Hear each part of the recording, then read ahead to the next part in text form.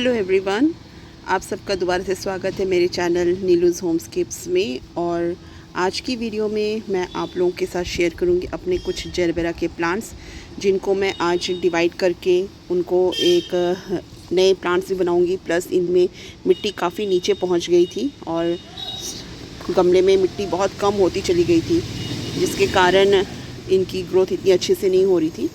तो इनको मैं आज रिपोर्ट करूँगी, डिवाइड करके न्यू प्लांट्स बनाऊँगी और थोड़ी सी सॉइल डालूँगी अच्छी वाली, जिसमें मैंने वर्मी कंपोस्ट और पोटाश और डीएपी मिक्स किया है। तो इन प्लांट्स को अभी से अगर हम डिवाइड करके न्यू प्लांट्स रेडी करेंगे तो तब जाके हमारे विंटर सीज़न में और जो न्यू प्लांट्स हम बनाएंगे उनमें फ्लावरिंग स्टार्ट हो जाएगी। तो मेरे पास 4 प्लांटर्स थे। 4 प्लांटर्स में से अभी मैं और भी बहुत सारे प्लांटर्स रेडी कर रही हूँ। एक को मैंने रिपोर्ट कर दिया है और इसकी मैंने बड़ी बड़ी जो लीव्स थी ऊपर की हटा दी हैं। अभी छोटी छोटी लीव्स यहाँ पे बनी हुई हैं, तो इनको अभी मैं डिवाइड करूँगी। तो आप लोगों के साथ शेयर करती हूँ कि इनको किस तरह से डिवाइड करके हम और न्यू प्लांटर्स रेडी कर सकते हैं जेरबेरा के, क्योंकि सर्दियों के सीज़न में ये बहुत अच्छी फ्लावरिंग देता है। और इनके ऐसे फ्लावर होते हैं, ये एक फ्लावर हमारा हफ्ते भर से ज़्यादा लास्टिंग करता है। तो ये फूल देखने में बहुत सुंदर लगता है और बहुत सारे कलर्स में आते हैं। तो मेरे पास कुछ रेड, पिंक और डार्क मेजेंटा कलर के हैं मेरे पास। और एक तो अभी भी खिल रहा है, ये देखो इस कलर का है ये। इस वाले प्लांटर ने तो मेरे को पूरी गर्मी के सीज़न में एक एक करके फ्लावरिंग देता रहा है। तो इसकी देखो सॉइल कितनी नीचे पहुंच गई है। एक्चुअली जब मैंने इन प्लांटर्स को लगाया था, जेरबेरा के प्लांट्स को लगाया था, तो मैंने नीचे पूरी सूखी पत्तियों का एक लेयर दिया था। करीब 3 इंच के करीब मैंने पूरी सूखी पत्तियां डाली थी। तो वो सूखी पत्तियां भी पूरी कंपोज हो गई हैं, जिसके कारण जो हमारी मिट्टी है प्लांटर की वो नीचे पहुंच गई है। तो देखो कितना नीचे पहुंच गया है। तो इससे मेरे को अभी निकाल के इसमें और सॉइल मिक्स करना है और इनको मैं डिवाइड करके और भी नए नए प्लांटर्स बनाऊंगी। तो मैंने अभी एक ये वाला निकाला है। तो इस वाले एक प्लांट से देखो कितने सारे आप रेडी कर सकते हो। अगर आपके पास भी जेरबेरा के प्लांट्स हैं तो ये महीना सही है, सितंबर का महीना सही है कि आप न्यू प्लांटर्स बना सकें अपने जेरबेरा के। और एक प्लांटर से, एक पौधे से आप करीब 3 से 4 पौधे बना सकते हैं। तो देखो ये वाला जो मेरा जेरबेरा का प्लांट है, इसकी ग्रोथ बहुत अच्छी हुई थी। तो इसमें से करीब मैं 3 पौधे निकाल लूँगी डिवाइड करके और 3 प्लांटर्स में रेडी करूँगी जेरबेरा के। कलर बहुत प्यारे प्यारे हैं, बहुत अच्छा लगता है। और इनकी पत्तियाँ जो कुछ मूली के पत्ते होते हैं ना, वैसा होता है देखने में। तो आप कर सकते हैं ग्रो प्लांट्स, जेरबेरा के न्यू पौधे बना सकते हैं। तो ये देखिए मेरा प्लांट है, काफ़ी बड़ा हो चुका है। तो इसमें से मैं और डिवाइड करके न्यू प्लांट्स रेडी कर सकती हूँ। तो किस तरह से हम डिवाइड करेंगे, इसकी रूट्स की पहले तो सॉइल को हम थोड़ा सा लूज़ करेंगे इस तरह से, देखिए। और प्लांट को बिना हार्म के, इसकी रूट्स को बिना हार्म के हम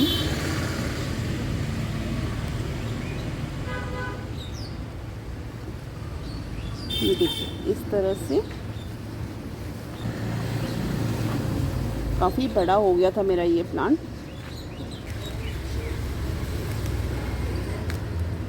देखिए एक प्लांट से मैंने इस तरह से आप डिवाइड कर सकते हैं। ये देखिए मेरा एक ये है प्लांट, इसकी सूखी सूखी नीचे की लीव्स को हटा दीजिए। और एक ये है,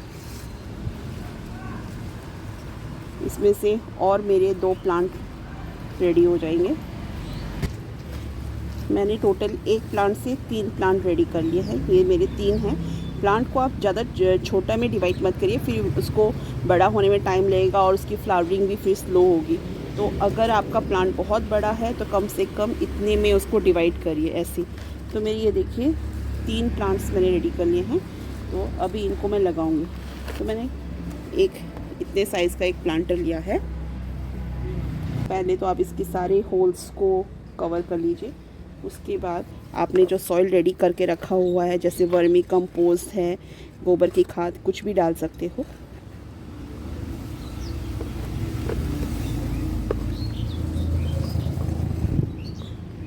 मैंने इसमें वर्मी कंपोस्ट, गार्डन सॉइल और थोड़ी सी गोबर की खाद मिक्स की हुई है। सॉइल देखिए कितनी भुरभुरी है, चिकनी मिट्टी नहीं है, एकदम सॉफ्ट सॉइल है।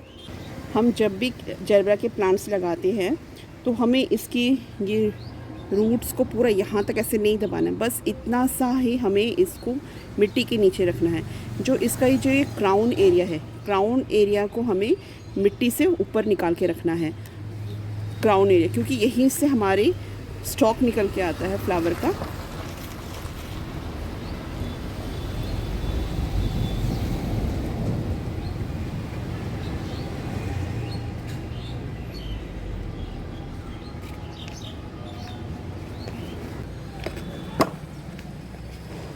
ये देखिए मैंने इसके क्राउन एरिया को ज़मीन पूरा मिट्टी में नहीं दबाया, बस इसकी रूट्स को मैंने मिट्टी में लगाया है।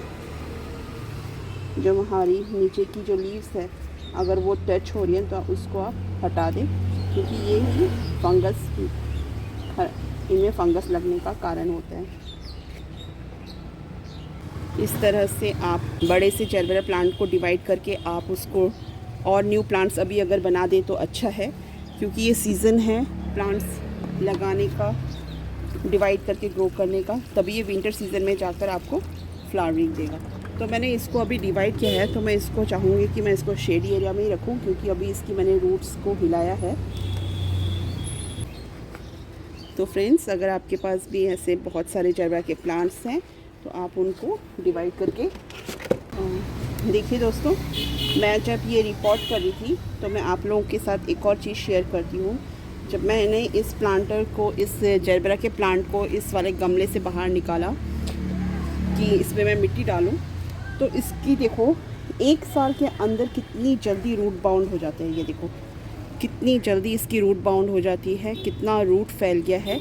इसके नीचे जितना मैंने डाला था मिट्टी पूरा यहाँ तक पहुँच गया।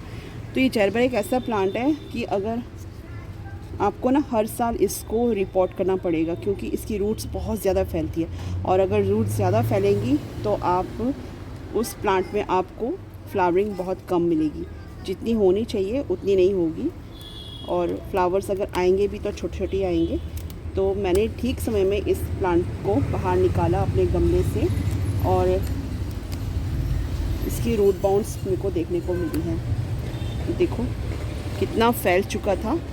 तो मैंने अभी यहाँ पे इसमें और न्यू मिट्टी डाल के इसको मैं लगा रही हूँ। इसकी रूट्स को मैं नहीं हिलाऊंगी, बस थोड़ा सा ऐसे लूज़ कर दूँगी इस तरह से, क्योंकि मैंने इसमें और मिट्टी डाली है तो इसके रूट्स को मेरे को काटने की ज़रूरत नहीं। आप काट भी सकते हैं, अगर आपका गमला छोटा है तो आप इसकी रूट्स को काट भी सकते हैं, लेकिन मैं इसकी रूट्स को काटूँगी नहीं, इसको मैं ऐसे ही लगा दूँगी। ये देखिए,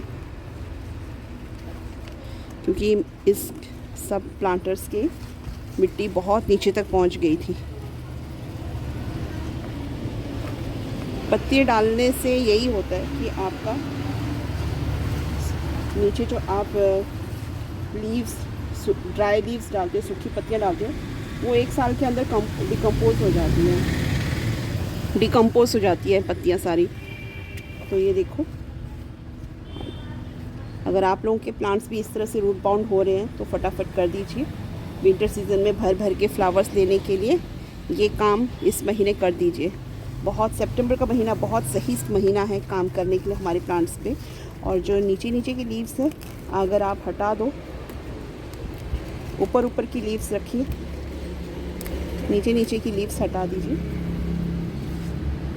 आप अपने गमले को रेडी कर लीजिए विंटर सीज़न के लिए, और बहुत अच्छी आपको फ्लावरिंग देगा। ये सूख चुका है फ्लावर, तो मैं इसको हटा देती हूँ। देखिए इस तरह से। तो दोस्तों, आपको ये जरबरा प्लांट के ऊपर आपको मेरी ये वीडियो कैसी लगी ज़रूर बताना, और कमेंट सेक्शन में ज़रूर बताना कि आप लोगों ने कौन कौन से प्लांट्स अभी लगाने शुरू कर दिए हैं, क्योंकि विंटर सीज़न आने में अभी ज़्यादा टाइम बाकी नहीं है, 2 महीने हैं।